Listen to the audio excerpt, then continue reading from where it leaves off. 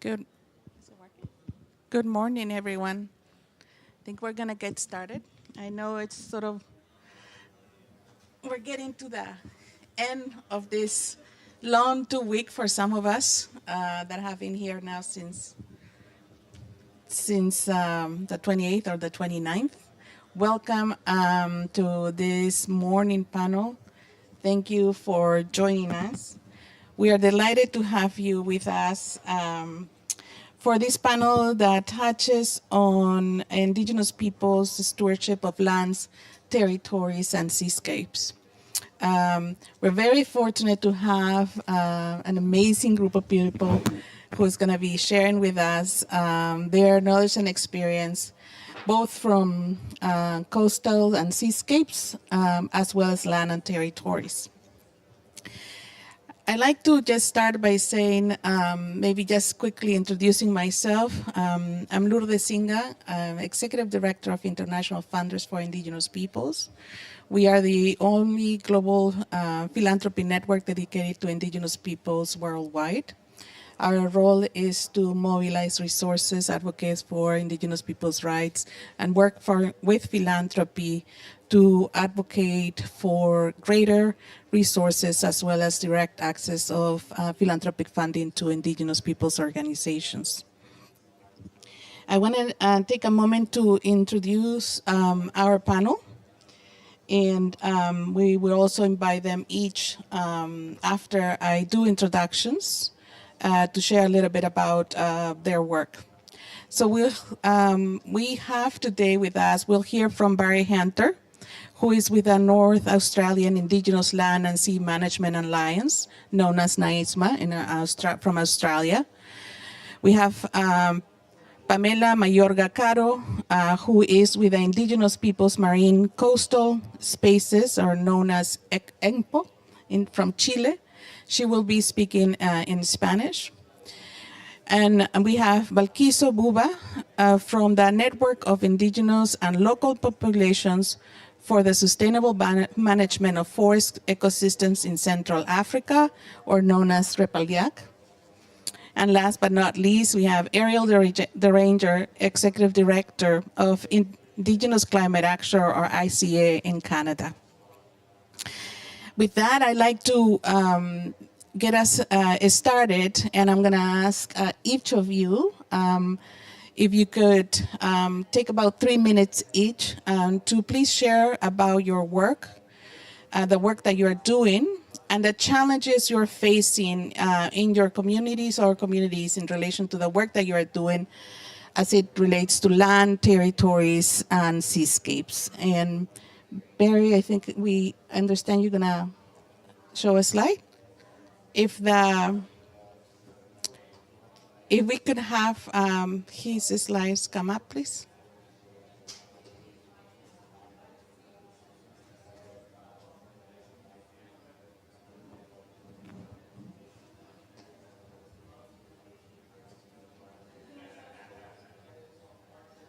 Yeah, I think it's up.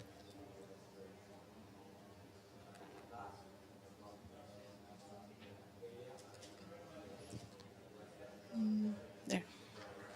Maybe you want to say next? Yeah.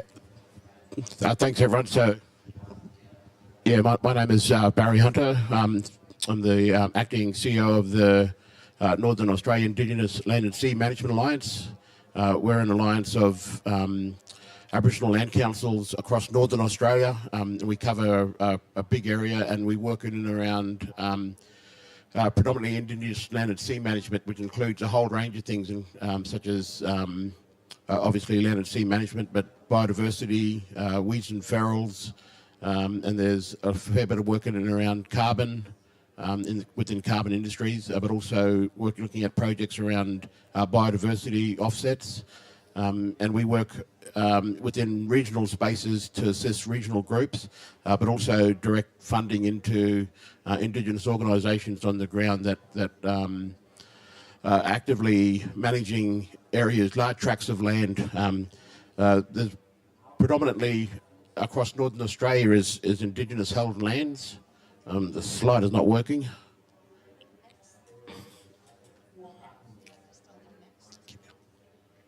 keep going. Yeah, keep going until you see a map. And within that, there's a whole variety of different works that we do, but also challenges and issues that we face, predominantly looking at how we support the activity of rangers on the ground in undertaking their work that they do. And rangers across Australia are funded by the Australian government. There's 2,000 funded full-time positions, and we try and actively work with support those across Northern Australia. But we have another thing that is called Indigenous protected areas. And these Indigenous protected areas are also large tracts of land that we try and support and work with groups on the ground to actively manage their country. I'll give you a good indication of the work that needs to be done. So for protected area estates, so any of the big national parks in Australia, the average amount of funding that goes into it is $15 per hectare. For Indigenous protected areas, per hectare it sits around $1.87. So it's grossly underfunded in regards to the type of activities and outcomes that we try and achieve. But that's predominantly the work that we do. And we're also looking at new and emerging economies, so carbon, ecosystem services and biodiversity outcomes. Thank you.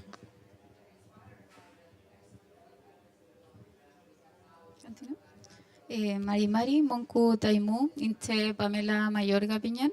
Mi nombre es Pamela Mayorga, soy de Chile, de la Patagonia chilena.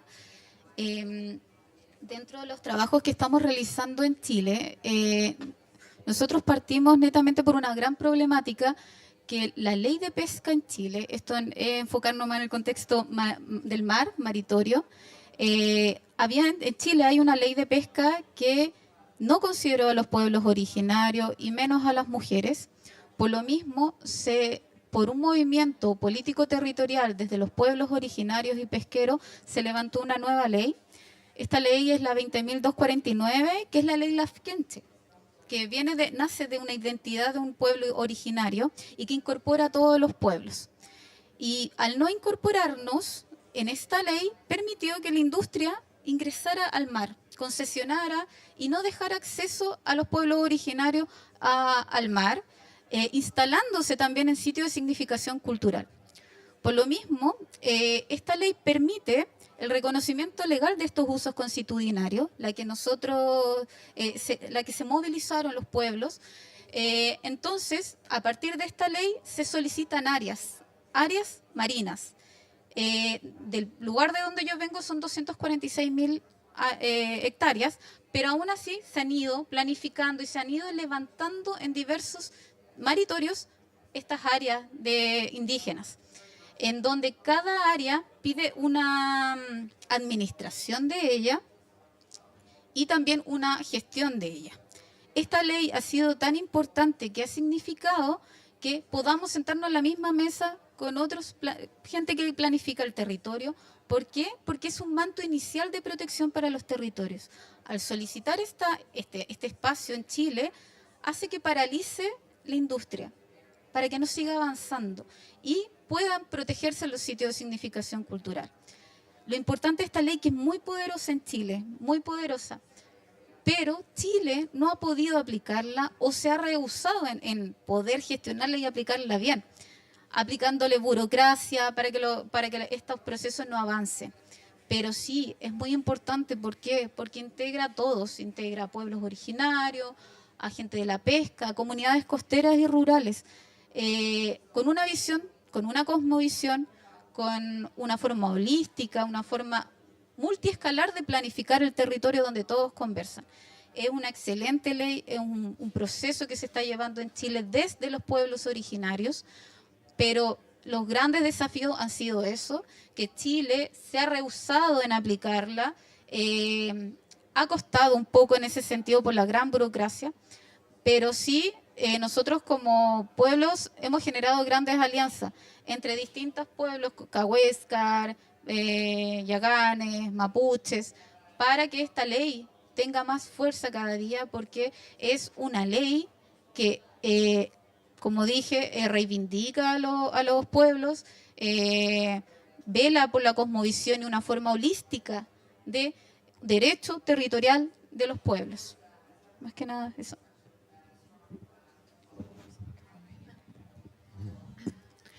Iklanete Denesotlaneta Ariel Tseekwe Hushe, Duranje Betsieni Hesli.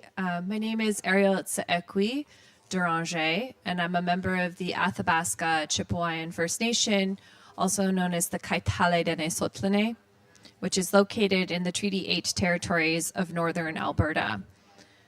I think that this is a really, really important conversation.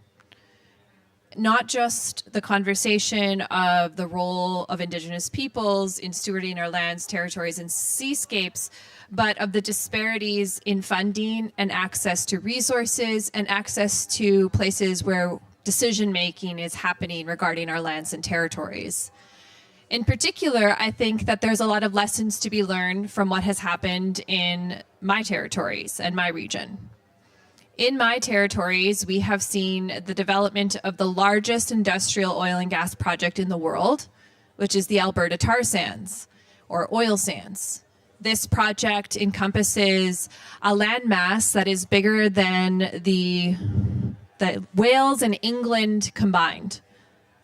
And we've seen massive amounts of destruction, contamination, and degradation to critical ecosystems that are directly next to a UNESCO World Heritage Site where my community lives. This World Heritage Site is known as the Wood Buffalo National Park and is the last remaining inland freshwater, is the largest inland freshwater delta in the world. And yet, we have a colonial country that feels that it's okay to continue to expand oil and gas projects, mega hydro projects, uranium mining projects, and diamond mining projects surrounding this UNESCO World Heritage Site, which all exist within or adjacent to Indigenous communities. Our communities have been challenging the expansion of all of these industries for the last 60 years with little to no progress. And this has amounted to the degradation to our capacities to continue our lifeways. This looks like a major decrease in the one of the keystone species, which are caribou, woodland caribou, which we've seen in the last 20 years decline over 80%. I think actually this year it's at a 90% decline. We've seen a decline in bison. One of the last genetically unique herds in our region has almost completely disappeared. I believe that there are 60 of these bison left. And this is a major, major crisis in the region. We are seeing the disappearance and the threatening and the endangerment and the extinction of many keystone species in our territories because of the mismanagement by colonial powers of our lands and territories. My community tried to advance what we called a treaty rights land use management plan, utilizing the treaty rights that we have attained as our communities signatories to Treaty 8 to demand that we have control over our lands and territories and ecosystems. However, all we've been able to do is contribute or comment, rather, on existing proposed land management and land use plans regarding our river systems, our forests, and biodiversity and conservation of keystone species. It has been incredibly difficult. Because even today, in 2023, when we know that we need to be phasing out of fossil fuels, when we know that we cannot afford to continue to expand, we are seeing projects continue to be approved. Projects that won't even begin to go online until 2026 and that have a 60 to 80 year life cycle. This is not just climate suicide. This is environmental and cultural genocide to the peoples in our communities. But we're not just sitting here standing idly by. We are fighting to intervene in the regulatory review processes. We are demanding the development of Indigenous protected and conservation areas, but like my brother from Australia, we're running into poorly resourced or underfunded projects. And the dangers and risks that this poses to our communities is really huge, because when we have an underfunded Indigenous and protected and conservation area in our region, the first people that come to offer resources to help fund that are the very corporations that are involved in violating our rights. That was very loud. For those online, there was a loud scream. So what this looks like is in our region, there's really big operators like Shell, Suncor, all these operators, and these operators are coming in to the rescue and offering our communities ways to increase the lack of funding that the government is not giving us to conserve our area. What that then results in is then these corporations utilizing our Indigenous protected and conservation areas as conservation offsets to the projects that they're operating literally 20, 30 kilometers away. This feels like so much hypocrisy and the failures of our government to uphold the rights of our communities, not just in Canada, but the world over. And the lessons to be learned through these types of conversations are, we have to understand Canada has one of the richest and darkest histories in developing systems of oppression. In fact, the Indian Act, which governs Indigenous peoples in Canada and puts us in a paternalistic relationship as wards of the state, was used to model apartheid in South Africa, was used to model the systems and structures to manage the Aborigines in Australia. It has been used to find ways to manipulate communities in South America in finding ways that they can access those resources through continued oppression of Indigenous people's rights, through manipulation of the regulatory systems that allows them to continue to approve projects that violate our capacities to intervene, to steward our lands and territories, and manage our seascapes. We have seen this time and time again, where just a few years ago, the Australian government came to Canada to do a tour to figure out how they can work in partnership with Indigenous peoples for resource management during their expansion of concessions in the Northern Territory for fracking. All of this is for one goal: to continue to expand colonial power and rule and degrade Indigenous people's rights and sovereignty over our continued relationships for stewarding our lands, territories, and seascapes. In my community, we have fought hard. We have continued to fight not just for our lands and territories, but for our kin, the caribou and the bison and the migratory birds, which we are seeing declining every single year. We are fighting for our waterways, the Athabasca River, the mighty Athabasca River, which feeds all the way into the Arctic Ocean. I should mention my communities in the Arctic. And this river system is critical not just for our community's livelihood, but for the livelihoods of thousands and thousands of communities along the corridor of the Athabasca Peace Delta. And so we need to not just be talking about upholding Indigenous people's rights. We need to be talking about directly funding so that we don't see this marginalization continue.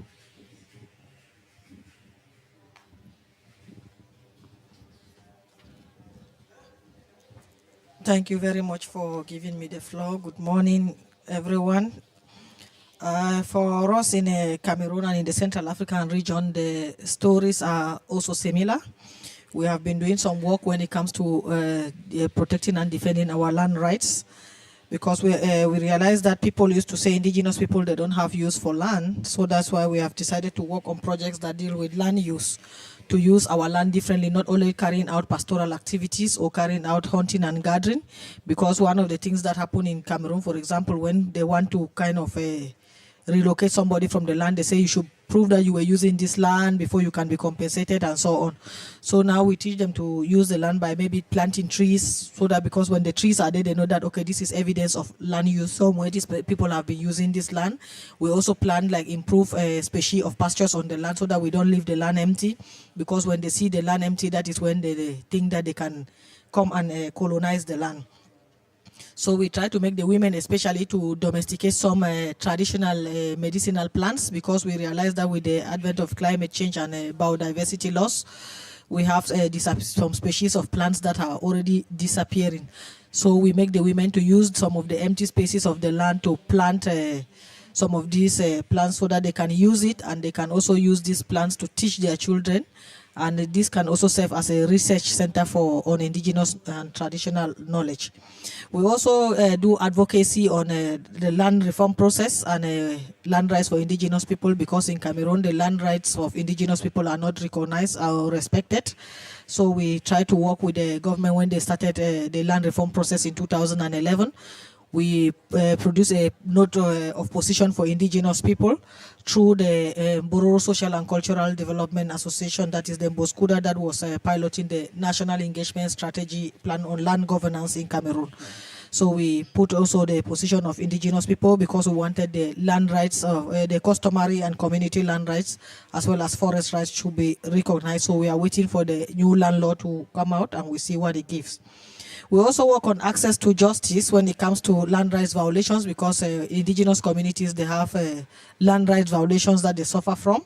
So we work with other organizations, like the network of organizations of Cameroon Organizations of Human Rights, where we identify cases of land rights violation, and then we bring it to the knowledge of the human rights organizations, so that the people can follow up and have access to justice. The difficulties we still face in this, we still have issues of land grabbing, which have continued, and this land grabbing has led to forced relocations, and people have to move when they don't even need to move, they are forced to move. We have issues of peace and security now in the Northwest and Southwest regions. People are no longer safe. The indigenous people are kind of targeted, especially the Bororo pastoralist community, so they don't have a choice than to move. So most of them have moved, abandoning their cattle, abandoning their lands. They have become refugees in town. They are now like internally displaced. The land rights, as I earlier said, customary and community land rights are not recognized, so women don't even have access and control over land, and they are the highest people who use the land. So we have harassment of some of our land right defenders, where people are being harassed and so on, taken up and down, so it is also another big problem. We have issues of recognition when it comes to our chieftaincy, traditional leadership, because the mainstream communities, they kind of have the first degree traditional leadership, whereas indigenous communities, they have very few first degree leadership. They have some third class chiefs and so on, and the mainstream society chiefs, they can just come to the indigenous community and decide to sell lands in indigenous communities. We have insufficient political representation where decisions are being made. We don't have so many indigenous people. For example, like in the parliament in Cameroon, we have 180 parliamentarians, and since the creation of that parliament till today, there have never been an indigenous person in that parliament. In the Senate, is the same story. We have 130 senators. The indigenous people, we have 2 alternate senators, and the alternate senators, they don't go for decision making, so there is practically no one to take decisions when it comes to decision making. So in terms of like the ministers in Cameroon, we have more than 40 ministers. We don't have an indigenous minister. Secretary Generals, we have only one Secretary General who is in the Ministry of Livestock. So in terms of decision making, where the real decisions are being made, we don't have people there. So for solutions, we don't also have a sufficient funding to cover the national territory when we are doing works on land rights, because, like for example, the Bororo pastoralist people, they are spread all over the 10 regions of the country. The forest communities, they are in about 3 regions of the country. So all of these people having land rights violations in left, right, and so on, we don't have sufficient funding to take care of issues that concern them. So it is very important for indigenous people to have more funding so that they can be able to take care of these land right issues, and then governments should also try to recognize and respect land rights of indigenous people. Thank you. I think what we are hearing both at this COP, but also even beyond COPs, right, and also from the panelists, is I think the critical need of respecting indigenous people's rights. And particularly this COP, I've heard a lot about just transition, and I worry that we will spend time trying to precious time that we need to actually advocate for rights or a rights-based approach to conversations, and we'll have to deviate energy to help define or ensure that how just transition is being defined is actually a rights-based framework. Yet, at the same time, while we are all kind of fighting and struggling to navigate everything that comes to indigenous territories. At the same time, indigenous peoples have been applying different ways of working and strategies to both advance self-determination and advance their rights.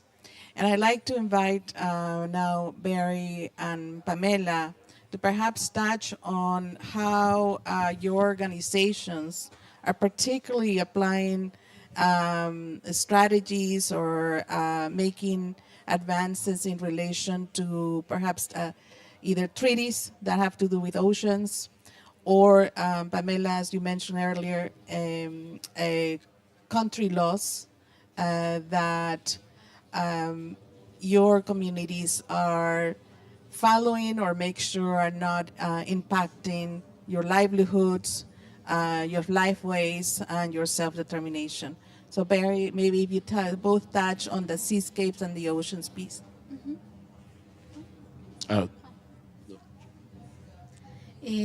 Bueno, en Chile tuvimos un proceso de querer cambiar nuestra constitución. ¿Por qué? Porque se estaban entregando y se estaban concesionando los elementos de la naturaleza, el mar, la tierra, el agua, porque no tenemos una constitución intercultural ni plurinacional. Por lo mismo, ahora Chile sigue en el proceso y no nos ha ido muy bien. Como ese cambio ha costado en el país. ¿Por qué? Porque hay mucha intervención de la industria, de políticos. Pero como comentaba anteriormente, tenemos esta ley, que es la Ley de Espacios Costeros Marinos de Pueblos Originarios, que para nosotros ha sido súper importante en la autodeterminación de los territorios, especialmente del mar, y acceso al mar, porque también, aparte de proteger porción de agua, protege porción de tierra para un acceso importante y también para cuidar los sitios arqueológicos y de significación cultural. Es un instrumento de derecho territorial principalmente porque se vela y se cuida a través de una forma colectiva los espacios colectivos. Por eso es importante. ¿Qué estrategia principalmente hemos usado? Es unirnos a la ciencia. La ciencia nos aporta los informes técnicos que nos sirven a nosotros para levantar informes y entregarle al Estado. Estos informes también se complementan con el mundo científico, pero de la arqueología, de la antropología, para levantar los sitios, un mapeo sociocultural de las áreas. Para nosotros ha sido súper importante eso, porque nosotros vamos diciendo cuáles son nuestros lugares importantes, los lugares de la medicina, los lugares sagrados.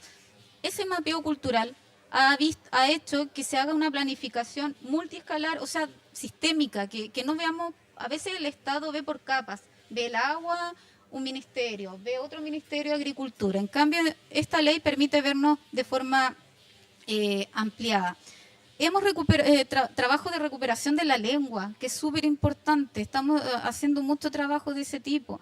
De educación intercultural en algunos territorios, de medicina intercultural. También hemos tratado de hacer muchos hitos importantes. Hace un año varó una ballena en Chaitén, donde yo vivo. Esa ballena era una ballena azul. Esos restos se los iban a llevar a un museo. ¿Qué hicimos nosotros? Solicitamos esos restos, porque para nosotros las ballenas son muy importantes, son muy significativas para nuestros pueblos, y logramos que se quede. Son hitos, son pequeños hitos, pero esos van marcando.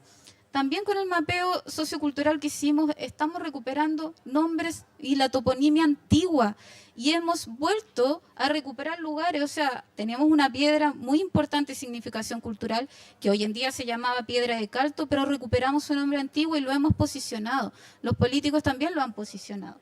Ese mapeo cultural es muy importante. Y también hemos generado redes y alianzas con las mujeres indígenas por la defensa del mar, de distintos pueblos, no solamente un pueblo, sino de todos los pueblos, y no solamente que sean indígenas, porque hay muchas personas que no son indígenas y quieren cooperar y quieren ayudar. Y estas alianzas de incidencia política son muy importantes para también visibilizar a la mujer, y el aporte y el rol que tiene la mujer. ¿Por qué? Porque la mujer ve de una forma dual, incorpora a hombre, mujer, adultos, a niños. Y eso ha sido súper importante, porque en nuestro proceso de político territorial que se ha levantado en el mar de Chile, ha sido muy importante el rol de la mujer. ¿Por qué? Porque el rol de la mujer, los hombres muchas veces salen a pescar, pero la mujer se queda en la casa cuidando, yendo a reuniones. De todos los roles que tiene la mujer, también se da el espacio para cuidar el mar. Y por eso ha tomado un papel muy protagónico en Chile por la defensa del mar. Y principalmente es eso, porque vela por todos, ¿no? Y tiene una voz firme y no tranza cuando hay que transar con los derechos territoriales o especialmente los derechos sociales.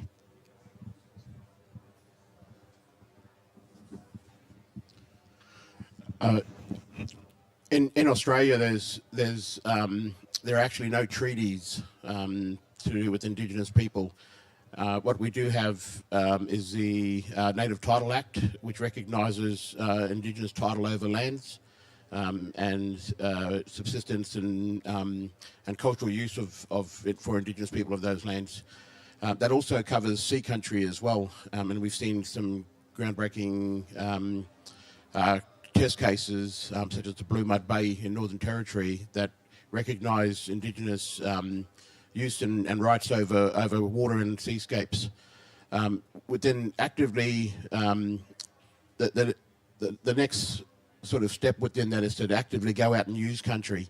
And there's a number of things that we've done across Northern Australia, particularly around management of keystone species, research, Indigenous-led research, and trying to really highlight where Indigenous leadership within the research space can develop outcomes for the management of country and apply those management according to customary law and culture.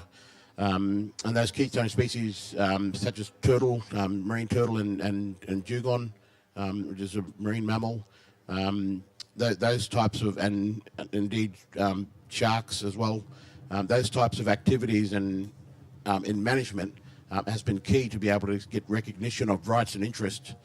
And I guess lastly, I just want to mention, so within the eastern coast of Australia, we've got the Great Barrier Reef Marine Park, and the reef traditional owners are very active in this space and very active in regards to their engagement and involvement in management. The reef, Great Barrier Reef, gets a lot of attention internationally, but also nationally from Australia, and a lot of funding. So this has allowed groups to argue and fight for a fair share of those management dollars, but also talk to the fact that the activity that goes on land affects what happens on the reef. You can't separate the two. So Indigenous people have been very active in that space around managing of sea country and the activities that go on land and finding their voice in and around the type of land-based activities that occur that are detrimental to what goes on in the reef. So that's a few examples, but also Indigenous people actively involved in water in the space of just, marine and fresh water in Australia and the rights and interests that we have within water as well. Thank you. I think in a similar way, I'd like to invite both of you to share from the perspective on land and territories, what are some of the ways in which your organizations are moving forward strategies or pathways or advancing in supporting lifeways and self-determination of Indigenous peoples? Yeah, I think, again, Canada as like a G7 country, having very strong recognition as a country that recognizes the rights of Indigenous peoples. We have our rights affirmed in the Constitution. We have treaty negotiations. We have very similar like subsistence and cultural use recognition. And yet this hasn't really amounted to the type of protections and upholding of Indigenous rights that we have actually needed or desired. And so the work that that I do with Indigenous Climate Action focuses on really how do we begin to move towards decolonial climate policies and practices for our communities, which is not to say that we need the mechanisms that you're all fighting for. We need to be focusing on getting the constitutions and the agreements and the recognition by the colonial powers.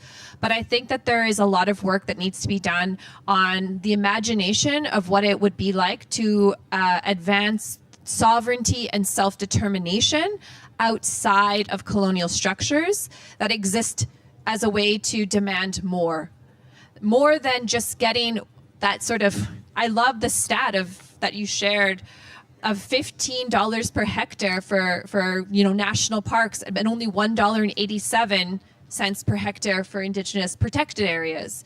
This is the type of things that we see time and time again. And if we were to demand our own sovereign decolonial structures and policies that we could uphold against these impositions by colonial states, then I feel like this is where we start to see advancement. So the work of Indigenous climate action is we focus on exploring what does decolonial climate policy mean? How do we move towards the structures of decolonial climate and environmental land management, and how do we begin to build those things with our communities? This is an important aspect, and it's not to diminish the work that has already been done in the country or the work that's happening in other places where we're looking to indigenize colonial land management systems and structures, but really tries to imagine that world outside of it. And this isn't new work, and ICA is not taking on new work. We are advancing and trying to amplify some of the existing incredible work for self-determination and sovereignty that has existed in so-called Canada for years. So this looks like the Haida Gwaii, which have done sovereignty and self-determination when it comes to forestry. We have seen the same thing happen with the fisheries, where communities just a couple years ago said, we're not going to listen to the colonial laws for fisheries. We have our own rules in management, and they defied a time when they were told they could no longer harvest lobster. And they're like, actually, we're going to harvest lobster. And so our communities are not just asking for permission any longer. We are enacting our own governance and laws and recourses to demand that the government respect our traditional and hereditary systems and structures. And I think that I'm really, alarmed that we're seeing the same sort of tactics happening in Chile with this, looking at, or maybe it was, sorry, I'm trying to remember who said this now, talking about the recognition of traditional leadership. That was my sister here, where we have governments coming in and they're just looking for the right Indigenous representatives to sign off the paper. And then they say, oh, well, we consulted, or we got the permission or the consent. And this is where, when we demand our own structures and systems to be recognized in counter to colonial structures, we begin to see a shift in those power dynamics.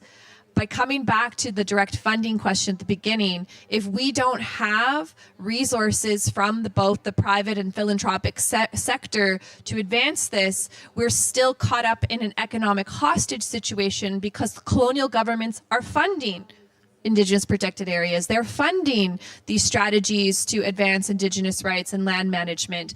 And we need to see something that allows us to be able to build and imagine worlds outside of these colonial structures. And we do this at ICA through our climate leadership training, our decolonial climate policy development. And we want to begin to bridge this conversation on a larger scale so that folks outside of colonial Canada can learn from the lessons that we've learned that have set the foundations for the strategies that many colonial governments are trying to replicate in other places to continue to subjugate and oppress and remove Indigenous peoples from their lands and territories. Because let's be real, my community in G7 country, developed nation, my community was forcibly removed from our territories because of hydro development flooding. And then we were forcibly removed again because of oil and gas. And my family was removed by armed security for uranium mining. This has all happened in my lifetime. This is in my lifetime. My people have been forcibly removed and relocated for the advancements of projects that are mismanaging our lands and territories. We need to demand better. And I really, really, truly feel that's going to come through the development of sovereign land management strategies, not wrapped up in colonial systems and structures.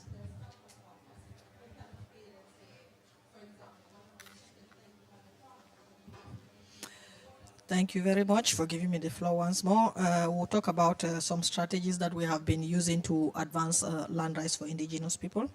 What we have been doing is we have been sensitizing the indigenous people about their land rights, because most of the indigenous people, when they are being pushed around, they think that, okay, we don't have the right to land. Maybe what these people are saying is true. We just have to move. But we have been sensitizing them to know that no, you people have the rights to land. Wherever you are living, you have to be part and parcel. You live on this land, you take care of this land belongs to you. For example, in the Northwest region, we had a community that has been staying on the land for more than a century, and this community was asked to move. And luckily, these people were already sensitized on their rights to land, and they decided to put up a struggle. They said, no, we will not leave. And then they had to advocate, go to the government and so on, and the people were, at the end of the day, they left them to stay on the land. So we try to also sensitize them on their rights, especially with the United Nations Declaration on the Rights of Indigenous People. We try to educate them on these national and international instruments that are governing and protecting the rights of indigenous people. Given that we are dealing with a population that has not been to school, most of them, they don't read this international legal text, and they don't even know about the existence of this international legal text.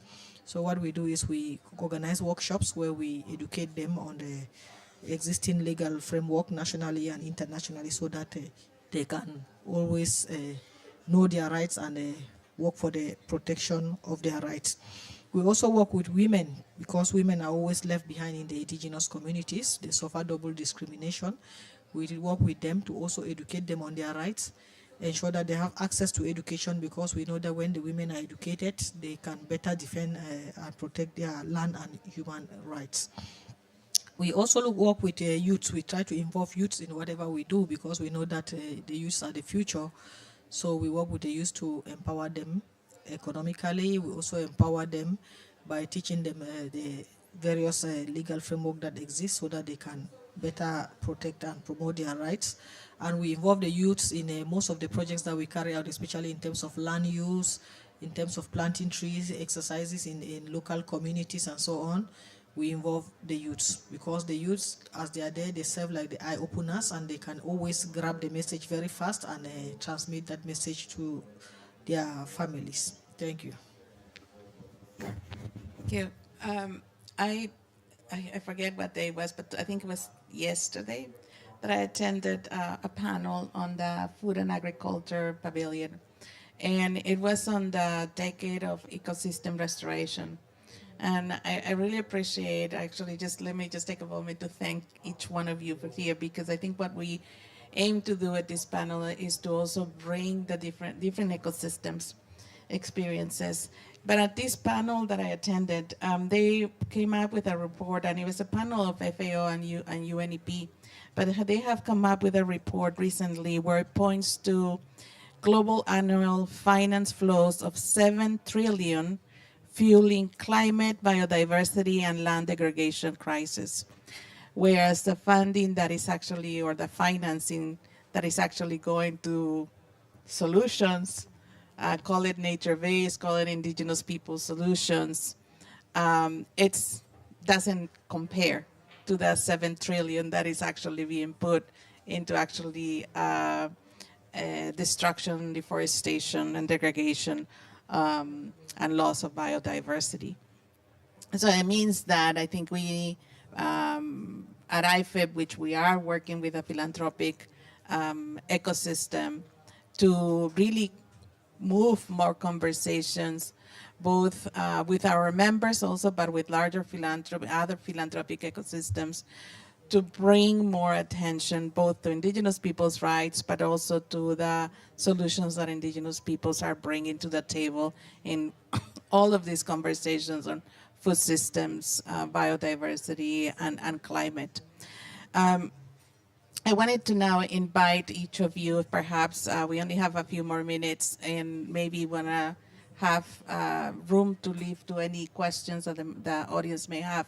But if you can just maybe share each in a minute or so, what are some of the key recommendations that you are coming with at this COP? And as we're like wrapping up this COP in a couple of days, what is it that you want to see happening at future conversations where critical decisions are being made for the planet and for humanity. Thanks, Lourdes. Clearly, as you know, you see right across COP and a lot of the different presentations and discussions, and there's been a whole day for recognition of Indigenous peoples, which is great, but we've got to move past the recognition into action, and the actions that deals, particularly like what you're talking about, and Sister from Canada is talking about there, is how do we move into real economic equity, so the money that flows in for the opportunities to be able to go out and do the work that needs to be done out there in order to be able to make changes. In Australia, many of you would be aware that, you know, like the Indigenous people recognition within the Constitution has been rejected through the referendum that was recently held on October 14th in Australia. But regardless of those situations, the imperative is for us to just keep moving, and I stand on the shoulders of amazing people in order to see and know opportunities that are out there. So I think we just got to take the chance, and I do agree that, you know, we've got to be able to create our own opportunities as well through new economies, looking at you know, carbon and biodiversity offsets, and demanding that engagement and Indigenous-led aspects of those things. So it's not time for us to sit idle, and I think you know, we can be still talking about the same things at COP50, and there's a real danger of that. So it's time for action and for us to move on past in just transition, move on past just recognition and great rhetoric words, but let's move into action and recognize, you know, and fund that. Principalmente incluir a los pueblos originarios en la toma de decisiones globales y regionales, y también al sur global, que de verdad hay una brecha súper grande en donde no se incluye en muchos procesos. Muchos de estos procesos globales tampoco son tan vinculantes en los territorios, y principalmente porque sucede que muchas veces las bases pueden estar alineadas con un gobierno de turno, pero pasa en muchos países que existe, como se llama, el estado profundo. Un estado profundo quiere decir que siempre hay personas dentro del estado que se mueven para la industria, se mueven para grandes intereses. Y ese estado profundo genera mucho daño a pequeñas comunidades, a pequeños territorios, a pueblos indígenas aislados. ¿Por qué? Porque generan muchas barreras. Y muchos de estos funcionarios públicos, personas que están en altos cargos, no tienen competencias interculturales. Y eso es un lenguaje común, o sea, no hay un lenguaje común. Aparte que la ciencia muchas veces tampoco baja el lenguaje de la ciencia, los tecnicismos a los territorios. Hay muchas brechas que hay que ir avanzando para que las cosas también sean vinculantes y para que los países se sientan casi obligados a implementarlas. Estas bajadas de información o esta implementación son muchas veces las grandes brechas. Estos grandes tratados que a veces nos involucran a todos. El de alta mar, por ejemplo, son acciones que nos involucran a todos y nos perjudican a todos. Por mi lado, yo soy migrante climática dentro de mi país y a veces, por más daño que muchas veces dicen que puede causar la naturaleza, el mayor daño lo causan las personas. Las personas que colocan barreras, las personas que no hacen que los recursos lleguen a los territorios. Nosotros podemos decir, porque mi territorio ha sufrido muchas catástrofes naturales, podemos decir, pero ustedes pueden odiar a la naturaleza, irse de ese lugar. No. Cada día que pueden pasar más cosas, más respetamos a la naturaleza. Y eso ha significado que muchos de nosotros nos coloquemos en estas causas. ¿Por qué? Porque queremos que nuestro territorio esté bien y que no sucedan acciones climáticas que quizás muchas veces se pueden detener o se pueden colocar las medidas. Y todas estas decisiones de alta mar o de las pesquerías tienen que ser más estrictas y con una visión de los pueblos originarios. Principalmente un ejemplo, en las pesquerías los pueblos originarios no cazan, no toman a las hembras. ¿Por qué? Porque reconocen que son reproductivas y hay que dejarlas, volverlas al mar. ¿Qué hacen las grandes pesquerías? Arrasan con todo. O lo mismo, este convenio de alta mar, que incorpore a los pueblos originarios, si se van a cuidar o van a ser parte del 30 por 30, incorporan a los pueblos originarios, van a haber áreas de conservación internacionales también. O sea, es esa visión, que todas las decisiones globales, regionales, incorporen la visión de los pueblos originarios.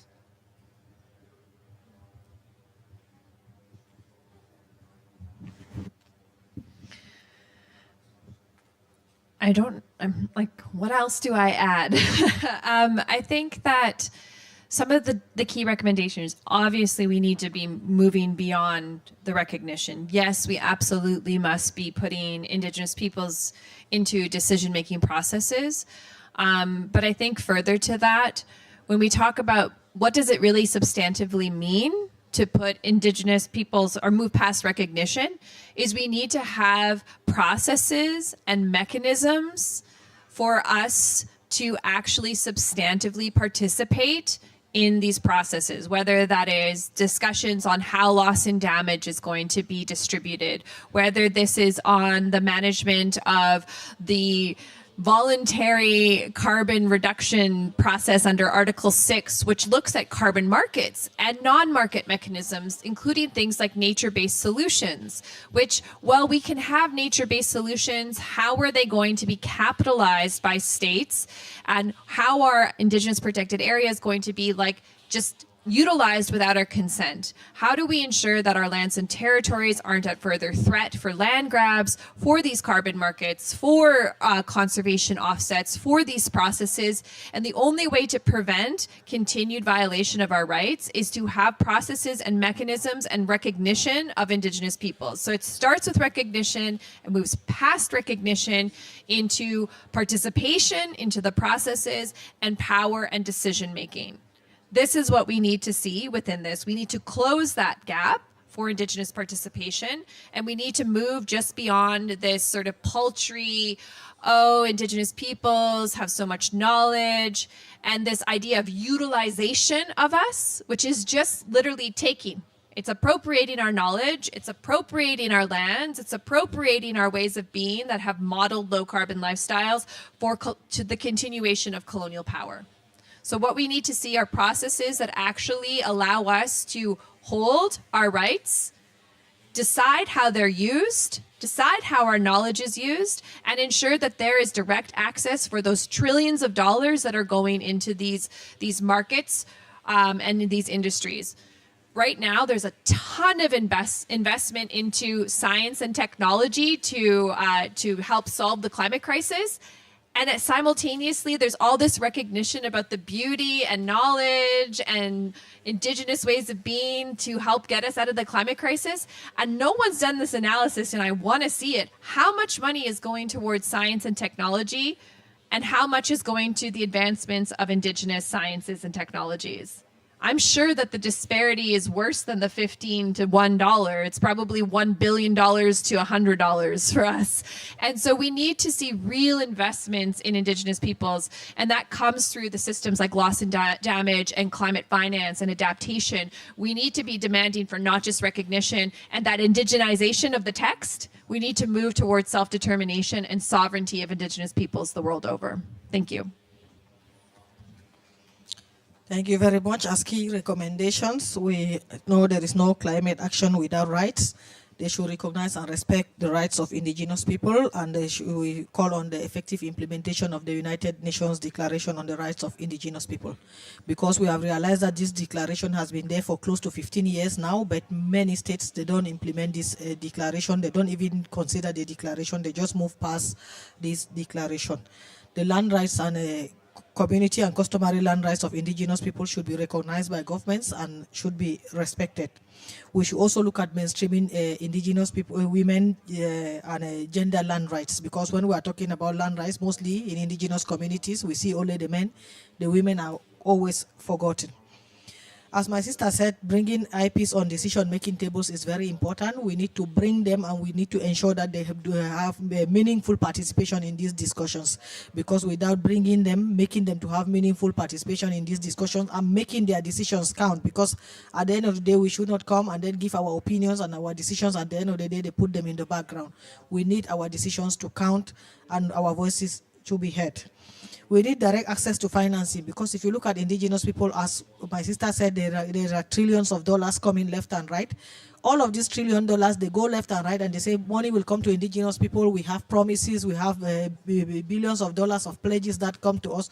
We are tired of this pledge and whatever. We want to see the money. We want the money to go to the ground, to go to the grassroots level, so that the indigenous people can make use of their money, plan and implement climate action.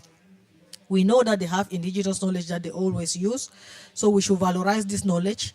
We should, as we are already exploring into adaptation and mitigation policies, we should make sure that we integrate it in our policy papers, in our national adaptation policies and so on, so that this knowledge can be valorized, and we should also protect the knowledge of indigenous people. Thank you. Thank you. As we start to close, I just wanted to just put a plaque there at 3 p.m. Today is Indigenous Women's Day at the Women and Gender Pavilion. That's building 90, second floor. There's a program happening at the moment, but there's other programming happening throughout the day, including at 3 p.m. There is a panel, as I understand, of Indigenous Women panel happening at 3 p.m. in the Women's and Gender Pavilion. Please join that panel, show support for Indigenous women, for those who are going to be on the panel. And we're speaking both to our brothers who are also in the room to join us in that space. But I don't know if I think we have like a minute or so before the other panel starts, if there's any questions from the audience.